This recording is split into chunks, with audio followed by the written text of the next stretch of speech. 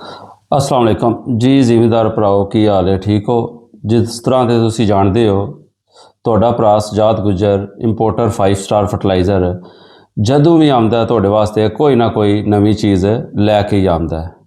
ਤੇ ਅੱਜ ਮੈਂ ਤੁਹਾਡੇ ਵਾਸਤੇ ਲੈ ਕੇ ਆਇਆ ਬਰੀਡਾ 1040 ਜਿਹਦੇ ਵਿੱਚ 10% ਨਾਈਟ੍ਰੋਜਨ ਹੈ ਤੇ 40% ਫਾਸਫੋਰਸ ਹੈ ਤੇ ਇਹ ਗ੍ਰੈਨੂਲਰ ਹੈ ਤੇ ਚਾਈਨਾ ਤੋਂ ਇੰਪੋਰਟ ਹੈ। ਇਹ ਹਮੇਸ਼ਾ ਛੱਟੇ ਦੇ ਤੌਰ ਤੇ ਇਸਤੇਮਾਲ ਹੁੰਦੀ ਹੈ 100% ਵਾਟਰ ਸੋਲਿਬਲ ਹੈ ਲੇਕਿਨ ਇਹ ਛੱਟੇ ਦੇ ਤੌਰ ਤੇ ਇਸਤੇਮਾਲ ਹੁੰਦੀ ਹੈ ਤੇ ਇਹ ਪਾਕਿਸਤਾਨ ਵਿੱਚ ਮੁਤਾਰਫ ਕਰਾਉਣ ਵਾਲਾ ਹੀ 5 ਸਟਾਰ ਫਰਟੀਲਾਈਜ਼ਰ ਹੈ। ਪਹਿਲੀ ਦਫਾ ਇੰਪੋਰਟ ਕਰਨ ਵਾਲਾ ਹੀ ਪਾਕਿਸਤਾਨ ਵਿੱਚ 5 ਸਟਾਰ ਫਰਟੀਲਾਈਜ਼ਰ ਹੈ। ਇਹਨੇ ਹੀ ਮੁਤਾਰਫ ਕਰਾਇਆ ਇਹ ਬਰੀਡਾ ਦੇ ਨਾਂ ਤੋਂ ਬ੍ਰਾਂਡ ਜਿਹੜਾ UP 1040 ਹੈ। ਨਾਲ याद रखियो UP 1040 है ग्रैनुलर है 10% नाइट्रोजन तो 40% फास्फोरस तो यह जिथे भी अजकल के राइस लगती पई है तो छट्टे के तौर पर यह इस्तेमाल होती है।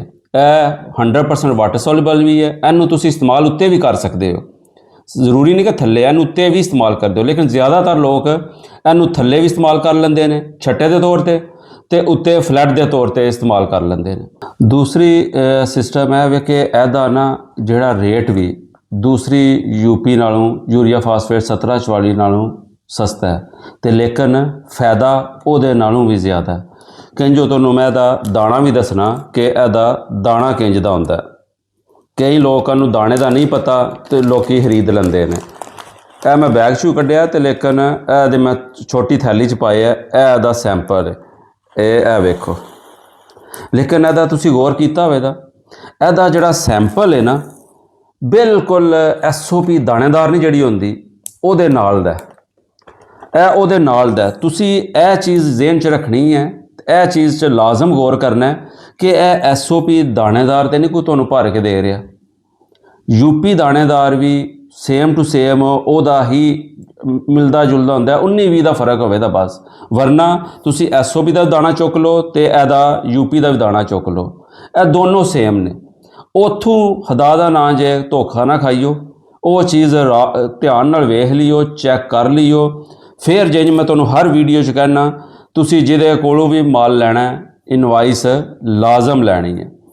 ਅਗਰ ਕੋਈ ਬੰਦਾ ਇਨਵਾਇਸ ਨਹੀਂ ਦਿੰਦਾ ਉਹਦੇ ਕੋਲੋਂ ਪ੍ਰੋਡਕਟ नहीं लेना।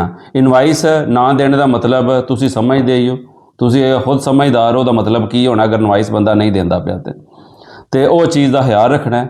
तो उस तो इलावा तुहानूं कोई भी किसी किस्म की भी इन्फॉर्मेशन चाहिए है, कोई भी मेरे नाल राबता करना हो, कोई भी रेट पूछना हो, किसी किस्म का कोई सवाल भी कोई अपनी फसल के बारे च पूछना हो तो लाजमी मेरे नाल एक दफ़ा राबता करियो।